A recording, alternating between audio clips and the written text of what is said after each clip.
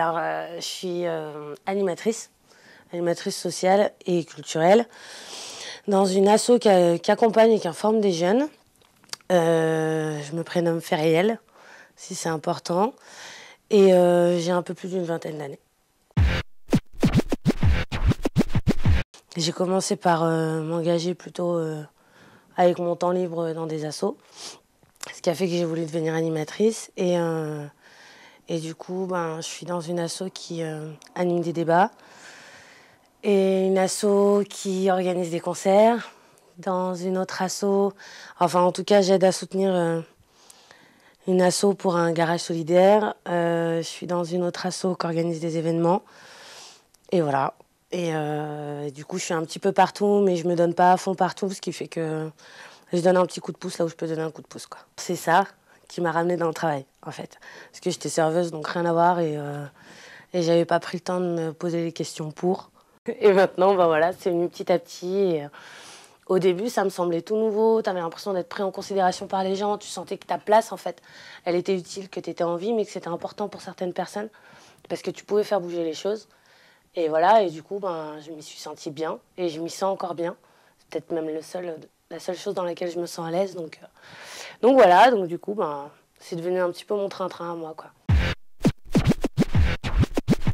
Je me demandais si les gens pensaient comme moi, si on se souciait un petit peu de ce qui se passait derrière sa porte. La première chose qui m'a emmenée là-dedans, c'était pour mon bien-être, donc c'était par égoïsme, en fait. Et par égoïsme, j'avais des problèmes que je voulais résoudre, et mes problèmes, en fait, étaient les mêmes que certains, donc politiques, sociétales, entre guillemets, si je prends des grands mots, familiaux, affectifs, professionnels, enfin, j'avais plein de problèmes. J'étais dans ma période un petit peu d'isolation, où je venais de perdre mon emploi, par discrimination, et je ne saurais même pas nommer laquelle parce qu'il y en avait plein. J'ai dû attendre la limite, tu vois, où je me suis sentie vraiment isolée, où je me suis mise entre mes quatre murs et j'ai dit je sors plus, je veux plus voir les êtres humains, j'en ai peur, je les déteste. Et je suis sortie de chez moi et je suis partie toquer à des portes. J'ai un peu galéré au début. Et au final, il suffisait que je rencontre des bonnes personnes qui me comprenaient pour que ça avance. Et du coup, maintenant, c'est même plus réellement mes compétences professionnelles, mais mes compétences relationnelles qui ont fait ce que je suis devenue et qui m'ont aidée à avancer professionnellement.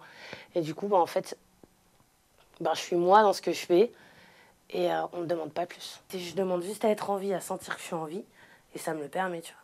C'est tout. En fait, c'est égoïste, hein. C'est un égoïsme de soucier des autres, tu vois.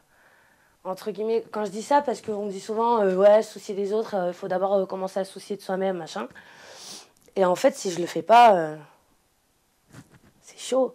C'est tendu parce que j'ai peut-être que ça, tu vois. J'imagine des gens de moins en moins conscients, en fait. Enfin, de moins en moins conscients. De plus en plus dépendants de plein de choses. Ce qui fait que je pense qu'on aura de moins en moins de personnes qui se posent des questions ou qui se soucient de son avenir parce que tout est à portée de main. Parce que tout est réfléchi pour que l'homme n'ait plus qu'à faire ça, tu vois. Entre guillemets, se dire « Ah, c'est cool, c'est bien, c'est classe ». Et du coup, ça va partir un peu en cacahuète si on continue comme ça. 2032 me fait pas peur parce que j'espère avoir encore envie de faire bouger les choses. Du coup, je parle de moi. Et du coup, j'espère que j'aurais pas fait la connerie de ramener quelqu'un, enfin, de créer quelqu'un dans ce monde-là. Si tu peux donner l'espoir à 400 gosses qui sont pas le tien, mais que tu donnes de l'espoir, c'est déjà... Enfin, pour moi, c'est d'autant plus méritant. Je dis pas que d'avoir un gamin, d'espérer d'avoir un gamin, putain, c'est avoir un espoir encore plus fort que le mien. Tu vois, c'est chouette. Heureusement qu'il y a des gens qui ont plus d'espoir que moi, parce que sinon, je les blâme un peu, quoi, parce que c'est pas tout rose tout le temps, mais du coup, je me dis, j'aide pas un gamin, mais j'aide plein de gens, et j'en suis consciente. Et c'est bien. Mais je vais pas créer quelque chose pour... Enfin, je vais pas créer un gamin pour le voir évoluer et me dire « Maman, j'ai peur, tu vois. » Bah ouais, moi aussi, j'ai peur.